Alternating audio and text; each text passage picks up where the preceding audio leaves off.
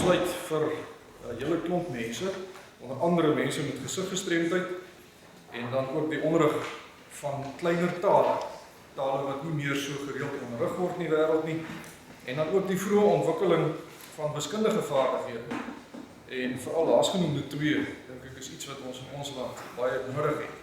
So uiters relevante onderwerp, en die titel van sy voordrag vandag is dan toegang tot inligting vir uitskouing van integrasie van openbare en akademiese biblioteekdienste gerig as 'n geïntegreerde akademiese infrastruktuur vir alle primêre, sekondêre en tersiêre onderwys.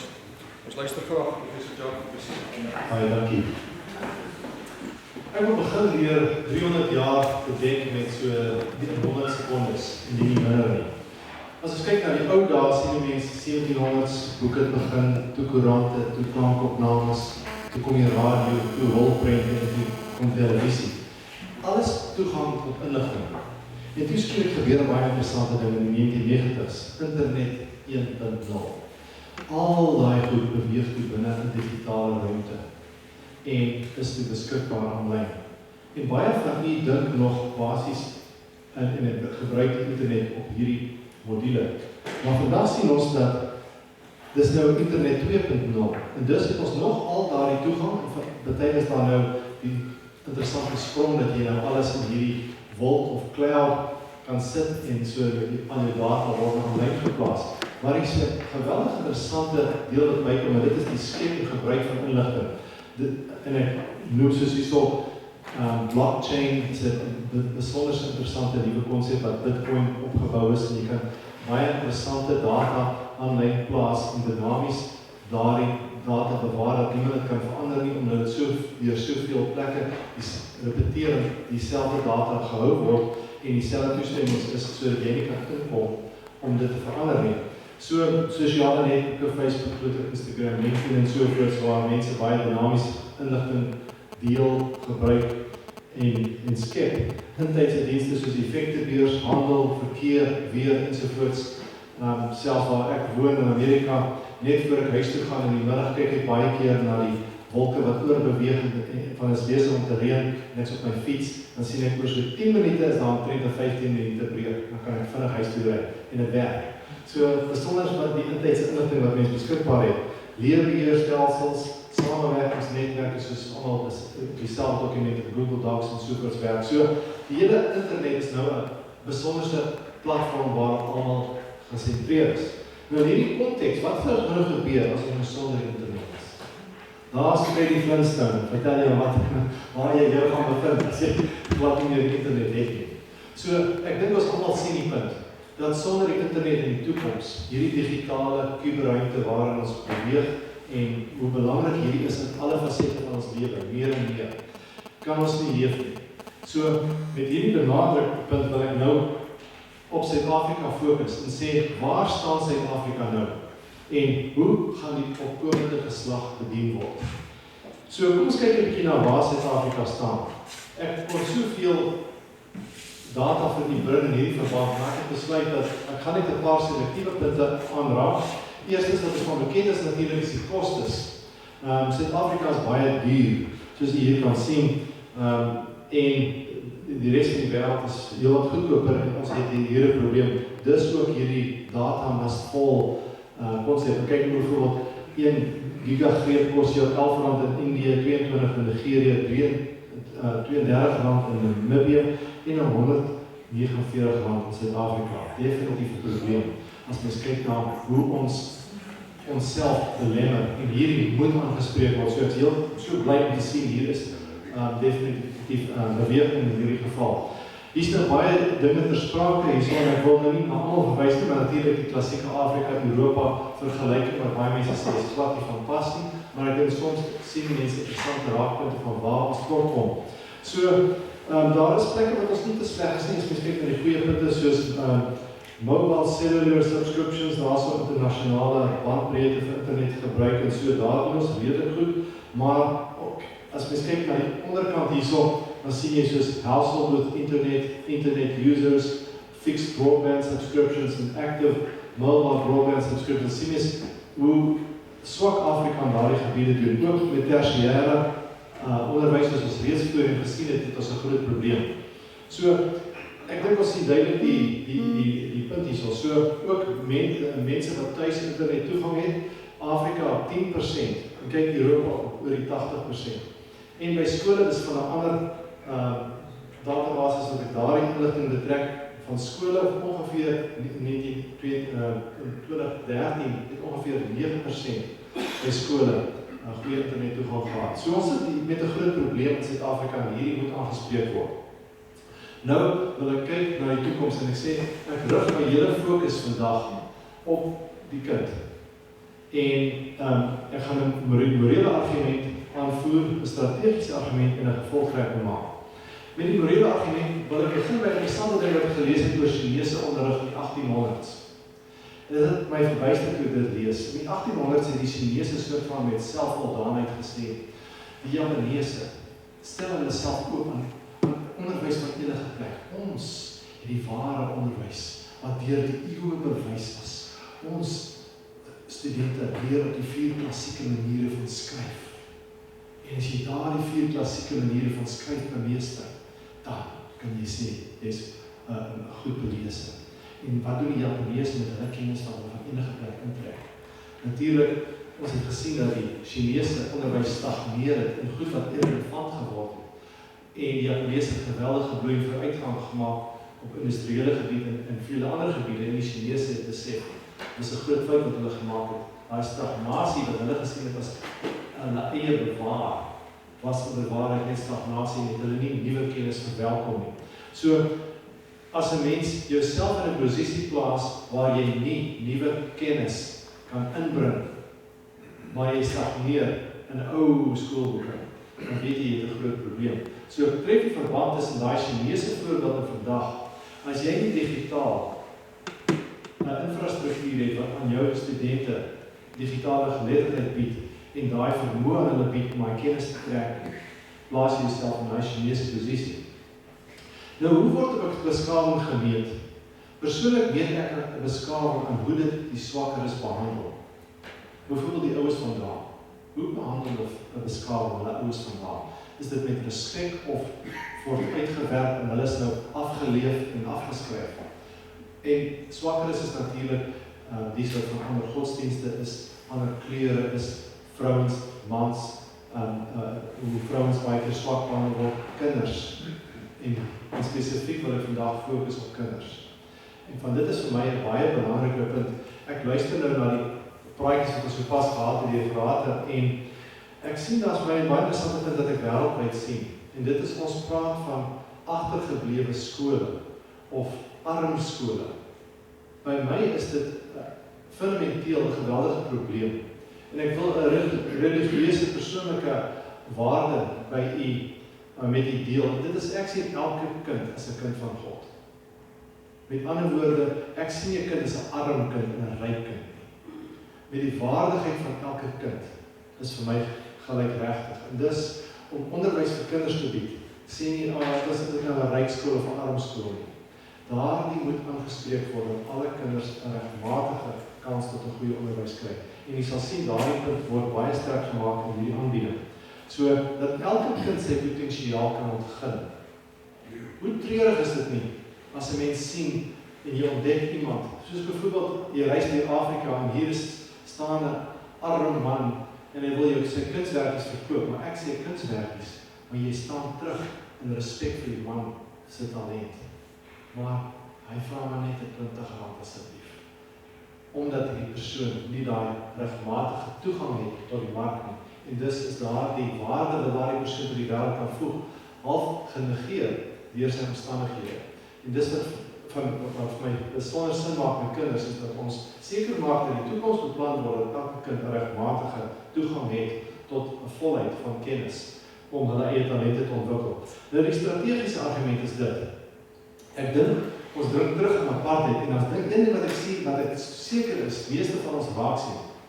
Ons wat nou in die apartheidsjare geleef het en nou leef, besef dit was 'n kritiese fout om nie beter te investeer in swart onderwys. Dat hulle 'n derde rangse onderwys gekry het, nou betaal ons 'n prys daarvoor. Maar as die swart bevolking en die bruin bevolking so 'n pyponderwys gehad het, soos die blanke bevolking gehad het, was ons probleme minder vandag. En ons pluk die vrugte van daardie beklemmernis wat ons gebring het aan dies wat nie so goeie onderwys gekry het nie, en ons betaal daai prys. En vir die toekoms is dit juist die geval wat ek nou maak. As ons nie in elke kind investeer nou nie, gaan ons 'n prys betaal in die toekoms vir daardie gebrek. So dis wat ek noem die impak van die belegging. As een gesegde wat ek nou daar gesien het, dat ek dink baie interessant is, dit sê, die grootste bedreiging in tye van monumentale verandering is om met gister se logika te reageer. En ek sien, en ek wys nou, ek dink almal dink natuurlik aan fees must fall en sovoorts van monumentale verandering van dis nou ons gedagte, maar ek sien die hele digitalisering van die wêreld as een van hierdie monumentale veranderinge wat besig is om te gebeur. En as ons nie nou daarby kan aanpas nie, het ons 'n groot probleem. Daar is 2 kort videoetjies wat ek wou gewys het, maar ek gaan dit daar laat, om te wys van die toekomstige werksmoontlikhede wat daar is, en alles binne digitale konteks is. En as ons nie ons kinders daarvoor voorberei nie, is ons land nie gerad om deel te wees van waar die toekoms heen gaan. En gaan ons juist daai digitale verdeling op 'n groot mate ervaar. Ek sal een maatskappy noem, Deltaris.nl is hulle webblad. Dis 'n Nederlandse maatskappy en dis byvoorbeeld wat hulle doen. Hulle wil die hele vloedstelsel beheer, want natuurlik Nederland is altyd 'n bekommernis oor water. En sou die lyn afkom en daar vloede is, moet hulle dit kan hanteer, omdat hulle land so laag is. Wat hulle dus gedoen het, is al hulle sluise en alles is gedigitaliseer. Hulle meet die watervlakke oral. So as hulle sien 'n vloed kom, is dit als gedigitaliseer om dadelik die sluise vooraf oop te maak om daai vloed te hanteer. Indien hulle besef en hulle kan dit elektronies sien, ons kan dit nie hanteer nie, kan hulle dadelik die polisie in kennis stel. Elke gemeenskap wat getref kan word, kan dadelik voorberei word, en die automatisering daarvan is besonder. En so hierdie kundigheid om sensors te gebruik en alles te verbind in 'n outomatiese stelsel wat die hele ding beheer en hanteer, en dan selfs wanneer dinge fout loop, dit ook te kan hanteer en te bestuur, is besonder. Hierdie fantastiese toekoms wat op ons wag, is iets wat ons nou definitief aanspreek in Suid-Afrika. Nou wil ek by die plan kom. Eerstens, ons het ons openbare biblioteke. Ek was al by 'n biblioteek op Saterdagmiddag in Polokwane, en hy's vol. En natuurlik nog, wat gaan hier aan 'n Saterdagmiddag? Kom die mense nie by die huis nie. Die biblioteek is vol, ek vra wat gaan hier aan? Gaan julle studeer? Toe besef ek soos wat ek deur die land beweeg, die openbare biblioteke is die studiesaal vir die gemeenskap. Veral die wat in arme gebiede woon, want jy kan nie daar studeer nie, dis terrasserig, is net nie 'n milieu waar jy kan studeer, beteken natuurlik ook nie elektrisiteit en so aan. En so, dis interessant die rol wat die biblioteek speel. Van ons ongeveer 25.000 staatskole het net 'n bietjie minder as net ongeveer 2000 behoorlike biblioteke. So net meer as 10% van ons bevolking het internet toegang by die huis. Ons het oor die meer as 1500 openbare biblioteke. So hoe kan ons hierdie biblioteke goed inspann in ons toekoms? So ek het 'n lys geneem van die nasionale biblioteke agter die bladsy, en hier begin ek by bladsy 1, dis die biblioteke van 1 tot 28, en toe neem ek die laaste stukkie, dat mens net kan sien, daar's omtrent 1570 biblioteke waarvan ons nou praat. En nou wil ek aan u 'n strategiese plan voorstel. En ek gaan 3 dinge noem, en hierdie is nou die eerste ene, die 'n nuwe strategiese nasionale biblioteekstelsel. So ek gaan praat sonder om realiteit in ag te neem, want ek dink baie keer mens eers droom en sien wat moontlik is, en dan sien hoe ver kan 'n mens kom om hierdie te bereik. Eerstens, sou ek voorstel dat alle openbare biblioteke as 'n nasionale bate verklaar word. En jy sal sien hoekom ek by hierdie punt kom. As dit 'n nasionale bate is, dan moet die befondsing oorskry by die nasionale regering. Ek gesels 'n week terug by die Hoofbiblioteek in Klerksdorp. Ek bel baie keer in Amerika werk in biblioteke gesels met die mense. En tipies in haar geval soos by baie ander biblioteke sê sy vir my, die provinsie betaal vir die boeke, maar die stad betaal vir die mense. En as hulle betaal nie, wil nie vir dit betaal nie, en hulle wil nie vir dat betaal nie, is 'n komplekse situasie van wie kry wat.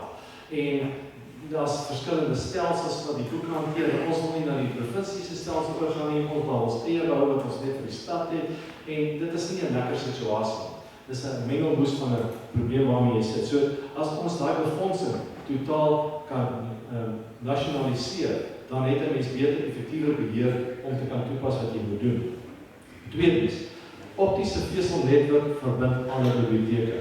Dan wil ek vir u hier wys. Hier is ons optiese veselnetwerk op die oomblik. En ons het goeie toegang nou ook tot die buiteland. In die ou dae het ons natuurlik gesukkel met goeie toegang. Vandag is dit baie beter. En het ons regtig baie beter toegang. So hier is die optiese veselnetwerk. Dit is haalbaar om 'n baie groot gedeelte van ons biblioteke nou te verbind, as dit deel van ons visie is.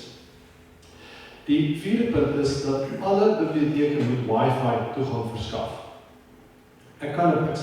Miskien sal ek hierdie punt gou nou aan u noem. Ek is by die Universiteit van Zululand en neem ons op 'n toer daar in die platteland, nie te ver van die universiteit nie. En sit 'n klein ou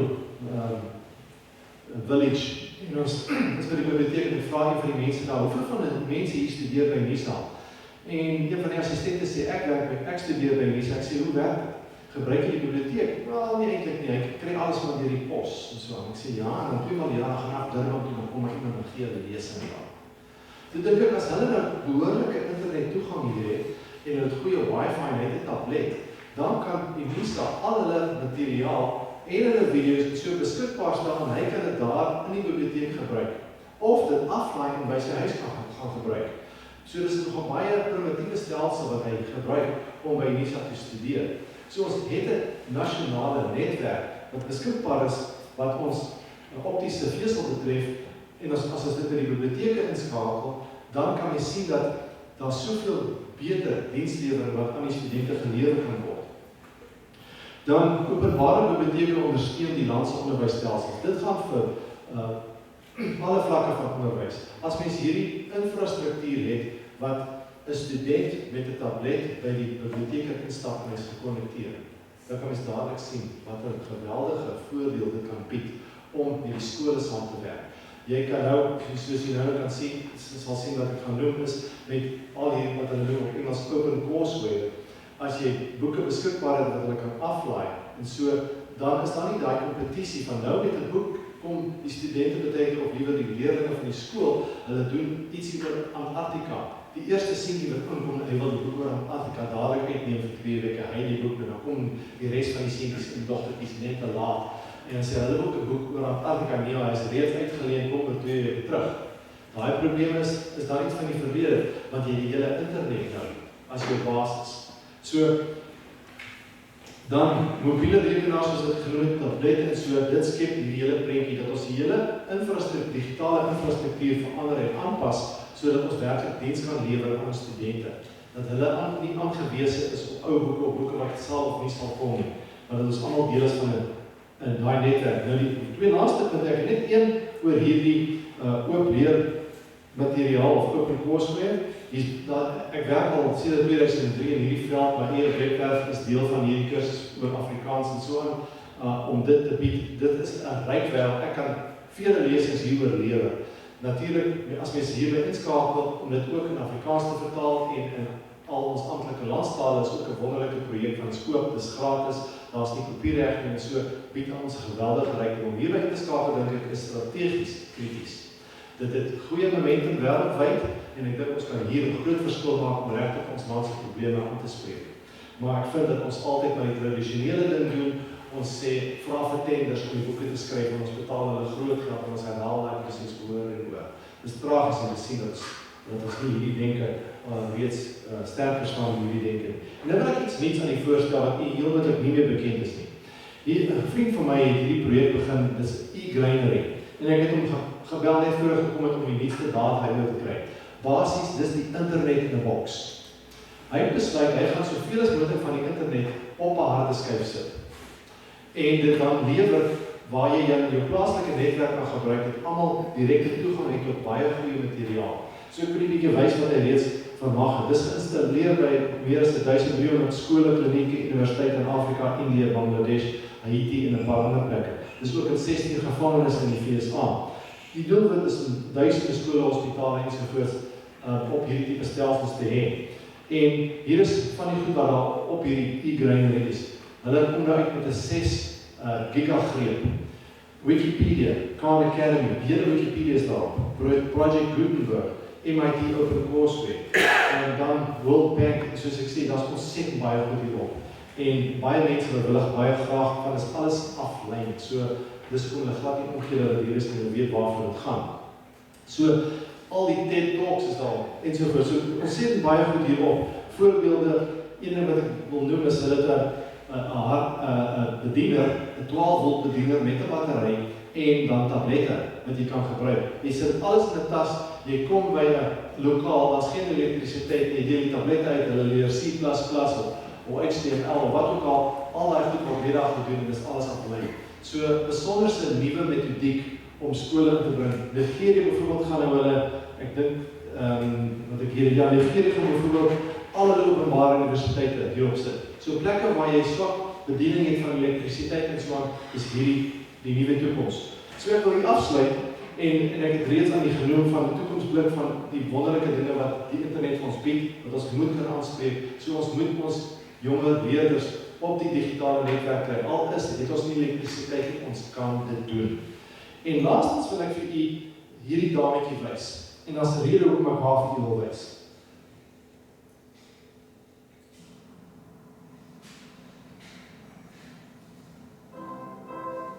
Ek sal net so 30 sekondes vir u nahaal is.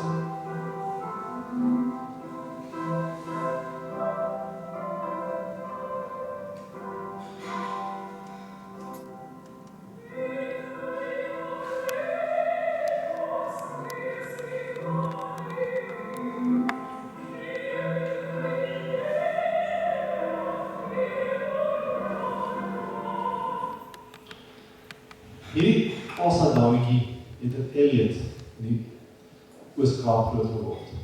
Is dit nie vir ons wonderlik?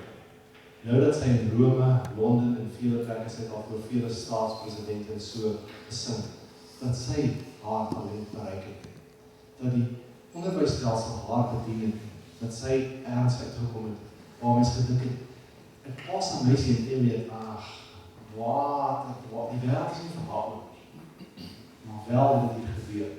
En ek dink dis die rede hoekom ek so sterk wil nadruk dat ons hierdie digitale netwerk vir ons skole opstel, dat ons kinders toegang het tot kennis en toegang het tot inligting, want daar staan nog so baie van hulle nie hulle potensiaal kan bereik nie. Baie dankie.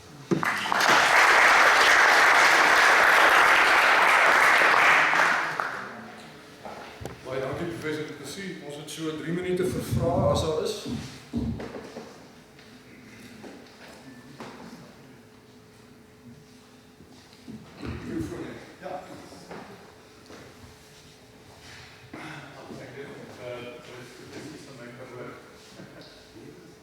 Baie dankie vir baie interessante aanbieding, professor Kutsi. Net een kritiese opmerking. Ek weet nie of jy bekend is met die werk van Bernard Stiegler, wat waarskynlik vandag se vooraanstaande filosoof van die tegnologie is. Stiegler is geen technofoob nie, hy is van technologie. Trouwens, hy is mal oor tegnologie. En hy sê ook dat die mens is homo technologicus. Van ons taal het ons technologie. Maar hy sê in navolging van sy leermeester Derrida, tegnologie is 'n farmakon, dis 'n gif en 'n geneesmiddel tegelijkertyd. En hy sê vandag is ons getuienis in die wêreld van 'n massiewe afstomping van mense se intellektuele vermoëns vanweë tegnologie. Mense verplaas wat eintlik in hulle koppe moet wees na 'n smartphone, na slimfoon en sulke goed. Mense loop met al hierdie kennis in wat hy noem eksterne mnemoniese apparate rond, maar dit is nie meer hier nie. Hoe sal jy daarmee, wat is die antwoord daarop? Want dit help nie, jy het al hierdie goed, en mense verloor hulle vermoë om te spel, hulle vermoë om te dink. Trouwens, hy sê, skole is die slagvelde waar mense probeer om studente te leer dink. Want vandat hierdie mnemoniese apparaat op die mark is, kan mense nie meer dink. Ek kan helemaal met die saamstem, dit is nie net alles goed nie. Maar as ek so sê, so kom ek skep 'n vinnige voorbeeld. As 'n mens nie tegnologie het nie, baie mense kan nie, hulle gebruik hulle GPS om by jou werk te kom en sê, ja maar leer liewer jou wêreld ken en self kan uitkom. Soveel kennis is op die punte van jou vingers beskikbaar. En die daad toe die televisie opgedaag het, mense gesê, okay, nou gaan ons achteruit. Van nou meer mense mekaar nie ken nie. So, daar is baie dinge daaromtrent wat waar is. Maar ook aan die ander kant, dit is 'n kwessie van beheer en wat 'n mens toelaat. 'n Voorbeeld daarvan is in Liberia, toe hulle internet kry by die universiteit en moes 7 dosente wat gaan, om die geld te kry van 'n net met satelliet internet kry by die universiteit. Maar toe werk het net vir 4 uur per dag en hulle 4 uur per dag elektrisiteit. So, toe kyk hulle nou, wat doen die mense nou? Dis alles YouTube en Facebook. So, alles geld betaal vir YouTube en Facebook. Toe sê hulle, dit is so gemors, so dit bewys 'n punt op 'n mate. Maar toe besef hulle, okay, ons moet dan behoorlik mense probeer bestuur en dit reg gebruik. Hulle toe die e-grinder ingebring, snaaks genoeg, van hulle toe die kennis gekry sonder al daai ander goed wat hulle wou gehad het. So daar is 'n mate van bestuur. Dit het ook gebeur met rekenaars en kinders. Dan kyk hulle wat gebeur, hulle kyk pornografie. So dit is definitief kan gebeur en 'n mens moet bedag wees daarop en dit reg bestuur. My kinders in Amerika op skool gebruik rekenaars, maar hulle is bedag daarop en dit word baie goed bestuur dat hulle op die regte plekke kom en nie die verkeerde plekke eindig nie. Jy kan dit nooit heeltemal vrywaar nie, maar ek het groot waardering vir wat jy sê. So ek dink nie dis 'n binêre besluit of jy neem tegnologie aan of nie, maar die kundige gebruik daarvan is uiters belangrik en mense nie net goed moet instap nie. Dis heel maar. As dit 'n baie kort vraag is, dan kan ons nog een vraag hê. Ek wil net sê dat die spandeer geweldig investeer geweldig baie in tegnologie. So ek dink die voorbeeld wat ek genoem het daar taal is dan nie van uitsondering. Maar die punt wat ek wel wil maak is dat kopiereg is wel 'n baie groot saak. Ek het so die vinnig daaroor gespring en sê dit behoort nie 'n kwessie te wees nie. Maar die ironiese situasie is met hierdie open access, die kopiereg eintlik nou 'n geweldige groot storie geword. En dis eintlik waarmee ons worstel. Ons vind dit ook vir Courseware is dit juist om kopiereg dit te neutraliseer, want dit is bydraes wat oop is. So dit is nie mense wat gaan goed steel by gekopieerde materiaal wat daar in open Courseware plaas. Dit is juist deur materiaal geskep wat as sulks oop is vir almal se gebruik. So dit het eintlik 'n baie groot voordeel wat 'n mens kan hê. So daar's 'n uitkoms daar. Baie dankie. Baie dankie.